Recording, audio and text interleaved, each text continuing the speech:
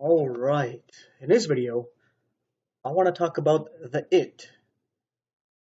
The gates of hell shall not prevail against it. What is the it? Now that is very important. When we come over here to Matthew chapter 16 at verse 18, it says, "And I say unto thee, thou art Peter, and upon this rock I will build my church, and the gates of hell shall not prevail against it." What is the it? Well, Peter is a man, so that it can't be Peter because Peter is not an it. The church is the bride of Christ. It's a her. The church is not an it. There's nowhere in the scriptures where Peter is referred to an it or the church is referred to it as an it. But the rock is an it. So in the context here, it doesn't say the gates of hell will not prevail against Peter. It doesn't say the gates of hell will not prevail against the church. It says the gates of hell will not prevail against the rock, which is Jesus Christ, and the gates of hell did not prevail against him. Now, this is very important because the Catholic Church likes to do two things here. They like to say that Peter is the rock and that the church is the it. Right? But that's not actually what is being said here. Because we see here that Peter and the rock are two different words in the English, just like they are in the Greek. Petros and Petra. Right? So if we take a look at this first thing here and look at the Peter being the rock, well, we got an issue here. Because right here in this paragraph following this paragraph about who Jesus is, and that's what the rock is, the Christ, the Son of the living God. Jesus Christ is that rock that followed Israel in the wilderness and brought forth water to feed all of Israel, or quench all of Israel. And in this highlighted paragraph here, verses 21 through 23 here, Jesus talks about that he's going to go into Jerusalem and basically be crucified. But he also says that he's going to be raised the third day. And Peter says, no, it says he rebukes Jesus. He's saying, far from, be it from thee, Lord. It's not going to happen to you. So Jesus has to look to Peter and say unto him, get thee behind me, Satan. You see that there? He calls Peter Satan. So that looks like the gates of hell prevailed there. Right? Not only that, but we read on in Matthew chapter 26 here. And I'll paraphrase this. You can read this yourself, verses 31 through 35, where Jesus says that the disciples are going to be offended by what's about to happen. And Peter's like, no, I won't. And Jesus tells him he's going to deny him 3 times. Again, that looks like the gates of hell prevailing. As a Catholic would say that you need to keep the faith until the end. And if you don't, well, then you're damned, right? Well, Peter denied Jesus 3 times. So he was damned here. That looks like the gates of hell prevailed against Peter. Right? It didn't against Jesus, though, who is the actual rock. Not only that, but when we come over here to Luke chapter 22, and verse 31, it says, and the Lord said, Simon, Simon, behold, Satan hath desired to have you, that he may sift you as wheat. But I have prayed for thee, that thy faith fail not. And when thou art converted, strengthen thy brethren. And this is where he talks about Peter again denying him 3 times. So it's in connection to Matthew 26, which is after Jesus is saying about the rock. So if Peter is the rock, Why would he have to pray that his faith don't fail him when the gates of hell are not going to prevail against the rock? If it's Peter, why does he have to pray that? And if Peter's the rock, why did he rebuke Jesus? And then Jesus referred to him as Satan. And then deny Jesus 3 times, which a Catholic would say, if you did that, you'd be damned. Right? When you came to the point where you had to die for Jesus and you turned back, they would say that you're not saved. Peter did that. The gates of hell prevailed. So Peter is not the rock. There's so many ways to look at this, as I talked in other videos about Peter being Petros, rock being Petra, 2 separate words, just like we see here in the English. It's because Peter is a stone built upon the rock, upon that rock that is Christ, the Son of the living God, as Jesus is that rock that followed Israel in the wilderness and brought forth water to quench all of Israel. Right? And like we read in 1 Corinthians 3, verses 10 and 11, there's no other foundation that can be laid but Jesus Christ.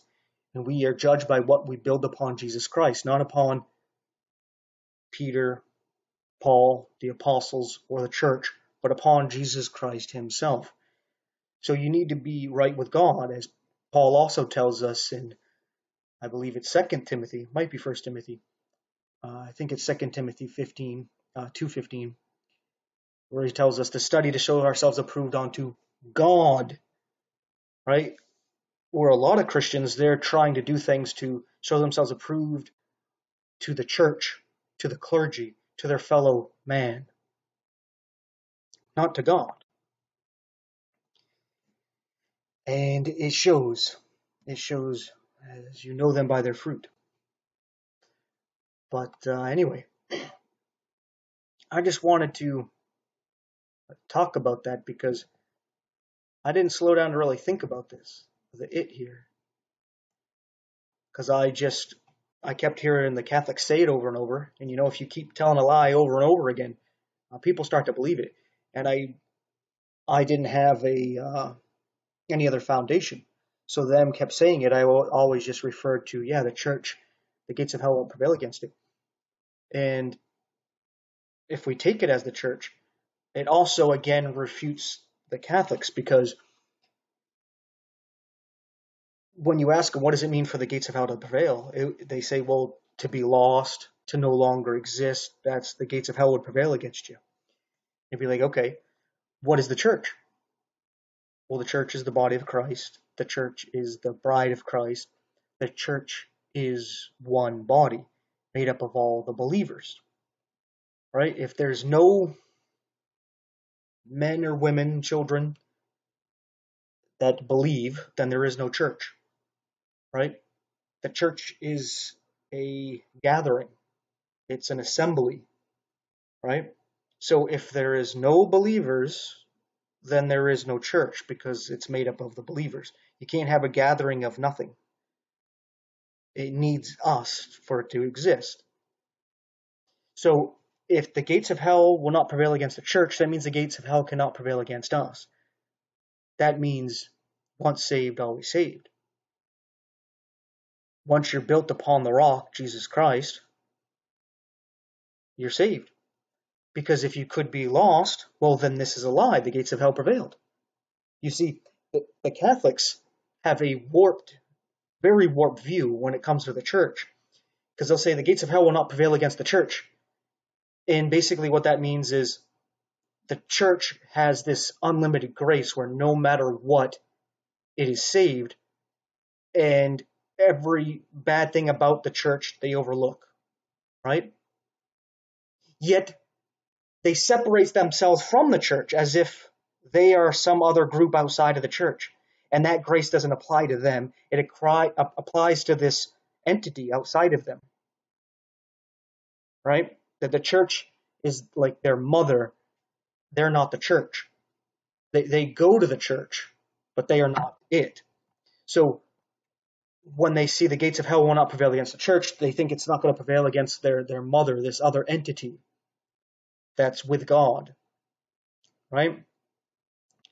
and I'm using kind of metaphoric language here to help understand how they see things, because they don't apply that same grace to themselves, where the gates of hell will not prevail against the church. Oh, but the gates of hell can prevail against me, so you're not the church?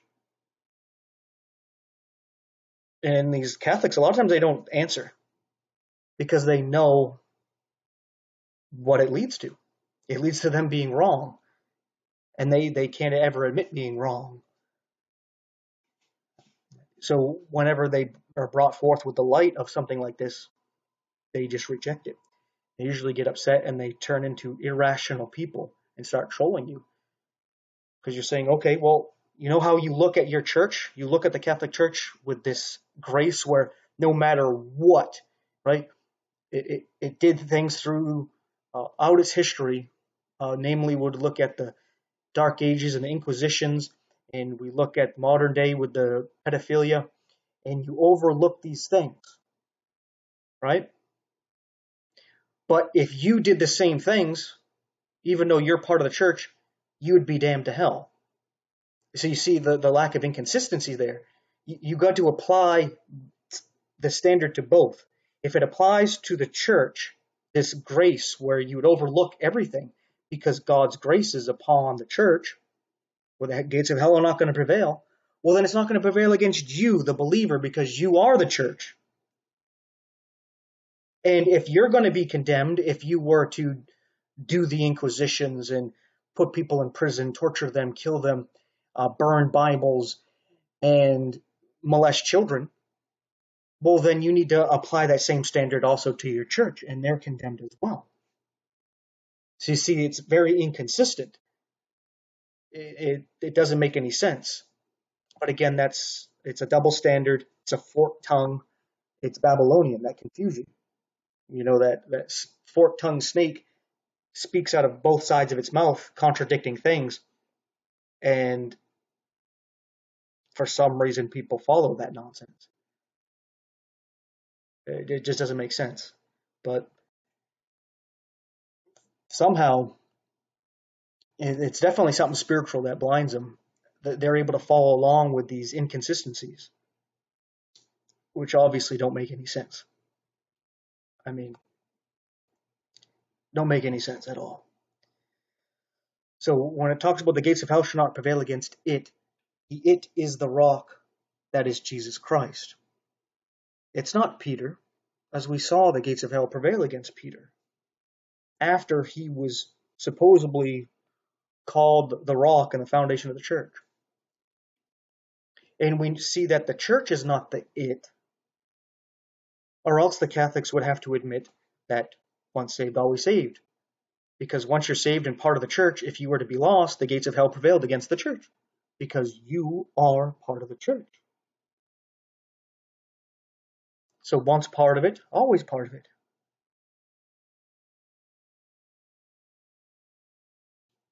You see, the Catholics don't like that kind of mindset because they use a lot of guilt and fear to control their people. They need to have them in fear of losing their salvation and being kicked out of the church and going to hell so that they can keep them under their thumb, jumping through all those rituals and paying the tithes and alms and all this stuff, so that they're just a cash cow, as Peter warned that the false teacher would come in making merchandise of them. And that's exactly what these people are doing, saying they're taking a vow of poverty, yet they don't ever have to worry about shelter, clothing, or food, right? I mean, imagine if you could take that kind of vow and not have to worry about those things. Matter of fact, probably have very nice housing, clothing, and food after you've taken that vow. That would be very nice, right? Yet, yeah, these Catholics, they're something else, right? But yeah, I guess that's about it. I mean, I could keep going on there, but it's like talking to a wall at times, or to a parrot. It's probably more like a parrot that very easily can become a wall, where there's just nothing, because you tell them things, and just like a parrot, you can't have a conversation with a parrot. It doesn't really understand what you're saying or what it is saying. It just repeats the noises that it hears. And when you talk to these Catholics, that's what they'll do. They'll repeat just the same thing over and over. I've been talking to Catholics for years, and there's this one guy who'll say the same argument he's been saying for years, no matter how many times I've shown him how he's wrong, and he knows how he's wrong, but he keeps saying it anyway. And that has to do with the thief on the cross, where I use him as an example of how you can be saved without being water baptized. Key being water baptism, right? He wasn't water baptized, yet he's still saved. And this fella has been saying for years, I think it's closer to 3 years now. I think started these conversations with these people around 2020, maybe even 2019. But anyway, he was saying that he was baptized with the baptism of blood because he actually took on the passion of Jesus. And it was like, okay, so the other thief did too then. Because those thieves were crucified as thieves, not as Christians. They weren't martyrs. The thief was dying for his sins when he accepted Jesus. So he didn't partake of his passions and was crucified for being a saint, being a godly Christian. No, he was crucified for being a thief, a sinner, a reprobate. That's not the baptism of blood. There is no baptism of blood in the scriptures. Matter of fact, 1 Corinthians 13, when it talks about love as charity, it says that even though you give your body up to be burned, it means nothing if there is no love, there is no charity. So if you're doing it in the intent to escape hell and earn heaven, right? You're doing it for selfish motives, to earn the praise of God and man, then it's worthless because you didn't do it out of a love for God and love for your fellow man. So there is no baptism of blood. And even if there was, it proves my point that you don't need to be baptized with water. Right? That's the whole key that I tell them is that, hey, you don't need to be water baptized. And they'll fight me on it, and then they'll say, according to Catholic doctrine, that there's 3 baptisms: a baptism of water, baptism of blood, where you're a martyr, and a baptism of, what do they call it, like intention or desire, where you desire to be baptized. So then it counts. Yet these things are not seen in the scriptures. And the scriptures, there's also 3 baptisms mentioned. There's water baptism. There's a fire baptism that happens to the people that go to hell. And then there's the baptism of the Holy Spirit. But none that have to do with blood or desire. Right? I know I'm kind of getting off subject here, kind of rambling, but just give an example of how the Catholics are parrots. Because how can you keep saying that same line over and over for years when you know it's not true? He died as a thief, and you call him a martyr. How does that make any sense? Like somebody on death row for murder, right? Usually what it would entail, right? Somebody's a serial killer, and they're going to be put to the electric chair or lethal injection. And right while they're getting electrocuted, right before it happens or before they get injected, they accept Jesus, and you're like, oh, look at the martyr, getting the baptism of blood, taking on the passion of Jesus. No, he's paying for his sin of murder. He's facing the death penalty for his crimes. But these people, you're probably more likely to get through to a parrot than you would get through to these people. But anyway, thanks for watching. That fella couldn't join the church. He couldn't join the church He couldn't get baptized. He couldn't get baptized. He woke up with God. He woke up with the devil. Are you saved? So that fella didn't take the sacraments, didn't take the sacraments. Didn't say the rosary, didn't say the rosary. Didn't tithe, didn't tithe. He went to heaven, he went to hell. You saved? Didn't keep the law, he didn't keep the law. He broke the commandments, he broke the commandments. He didn't keep the golden rule, he didn't keep the golden rule. He woke up in glory, he woke up in the pit. Are you saved? You're saved. If you're not saved, you're over here or you're over here. You sure ain't in the middle. He said, Lord, remember me, thou comest thy kingdom. And Jesus turned to him and said, verily I say unto thee, today shalt thou be saved. Just like that. You have been saved? If you ever saved, you were saved like that.